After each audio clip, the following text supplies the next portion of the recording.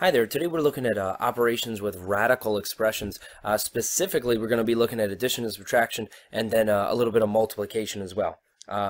For addition and subtraction, what we need to have here is like radical terms. This is very similar to what we do with variables. In fact, everything we do here is going to be very similar to what we do with variables and how we treat these things.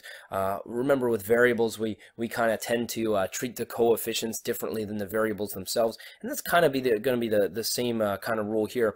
But we need like radical terms, which means we have to have the same radicals with the same radicand. In other words, if one is a square root, the other has to be a square root. If one has a 2 underneath, the other one has to have a 2 underneath, okay? And so we have to have the same radical with the same number underneath. Everything has to be exactly the same as it pertains to the radical portion of this thing. And then what we do when we're adding and subtracting is we just combine the like radical terms, we add the coefficients and keep the radical part the same. And again, very similar to what we do with variables. If I have a 3x and a 5x, I add them together and I get an 8x. I basically add the numbers out front together and I leave the x as an x. All right. For example, when we look at some of these, and these are pretty simple. Again, I need to have like radical terms. So when I look at something like this, here I've got the square root of 3, and here I've got the square root of 3. Those pieces have to be exactly the same, and in this case they are. So I have like radical terms. And so now if I'm doing a 3 root 3 plus a 7 root 3, so in other words, if I have 3 square roots of 3 and I add 7 more square roots of 3, what I end up with is 10 square roots of 3. All right, and again, it's very similar to this situation if we think about what happens when I do something like a 3x plus a 7x. All right, 3x plus 7x is a 10x. So I almost treat those radical pieces kind of the same way I treat variables. All right. Same thing here. I've got 4 square root of 2 minus 9 square root of 2. I have like radical terms because the same radical with the same radicand. So I subtract. That's going to give me a negative 5 square root of 2. And that's it. And again, I kind of do it the same way as I would if it was a 4x and a minus 9x. All right? With something like these guys, when I look at these, it appears as though I don't have any like radical terms, and that's the truth here. When I look at this at first glance, there are no like radical terms, but as I look at some of these things can be simplified. So I'm going to simplify each of these. So like with this first one, I've got the square root of 24, so are there any perfect squares that divide evenly into 24? The answer is yes. I've got a 4. It's 4 times 6. All right. Are there any perfect squares that divide evenly into the 6? The answer is no. That one can't really be simplified. There's no perfect square dividing there. I'm going to leave it as the square root of 6. Minus, over here, I can break the 75 into a 25 times 3.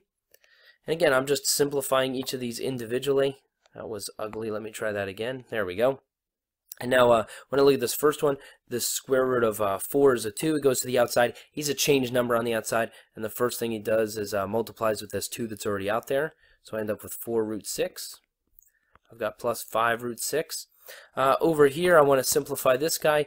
The square root of 25 is a 5. It goes to the outside. He's a change number on the outside. And of course, it's going to multiply with that negative 4. So that's going to give me a minus 20. Root 3. And now as I look at these things, I've got a couple terms here, but only these first two are like radical terms.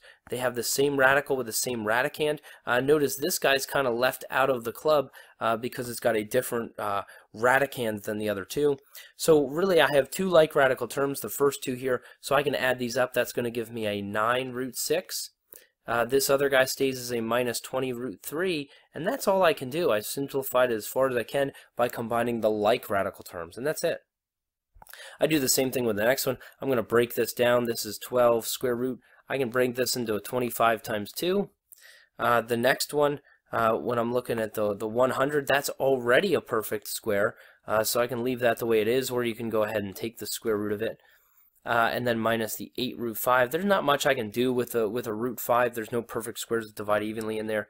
So here I take the square root of that 25. It gives me a 5. It goes to the outside and it multiplies. So it's going to give me a 60. So I've got 60 root 2. Here, the square root of 100 is 10. So it goes to the outside. Change number on the outside. It's going to multiply with that 7. Gives me a 70. And then this last one, there wasn't really anything I can do. So I leave it the way it was. And now as I look at this, do I have any like radical terms? And the answer is no. I've got a square root of 2, a square root of 5, and then no square root at all. So I can't do anything else with this problem. I'm going to leave it exactly the way it is. Okay? When I look at the next one, again, I'm looking for like radical terms. I don't have that at the moment. So when I look at this first one, I'm going to break this down. The 2 I can't do anything with, but the x to the 5th I can break down into x to the 4th times x. Because remember, when I take the square root, I need exponents that are divisible by 2. Over here, the 8 can be broken down into a 4 times 2. Not really anything I can do with the x. And now I start taking the square root. Over here, the square root of x to the 4th is x squared, so I get a 5x squared on the outside. I still have a 2 and an x left under my square root. In the next one, I take the square root of 4. The square root of 4 is 2, goes to the outside, and it's going to multiply with that thing. That's going to give me a 4x squared. And I'm left with the square root of 2x. And now there's 2 things I have to look at here. I look at these outside terms. See, I need like terms here in order to be able to combine them.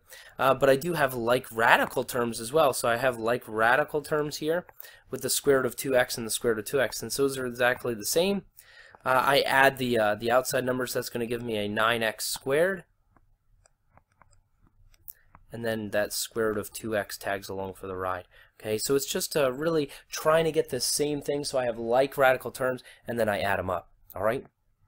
This last one being a cube root is going to be just a little bit different, but now I'm looking for perfect cubes that divide evenly into 54. That's a 27 times 2.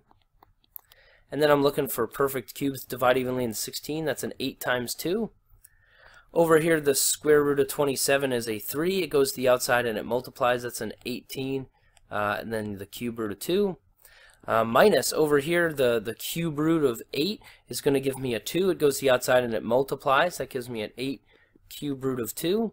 And now again, I have like radical terms. Same radical with the same radicand. They're both square roots, or sorry, they're both cube roots, and they both have a 2 underneath. So then I subtract, and that gives me a 10 cube root of 2. All right, so I'm trying to get the same radical with the same radicand. If I have that, I subtract and I leave the radical the same. Again, it's very similar to what we do with variables.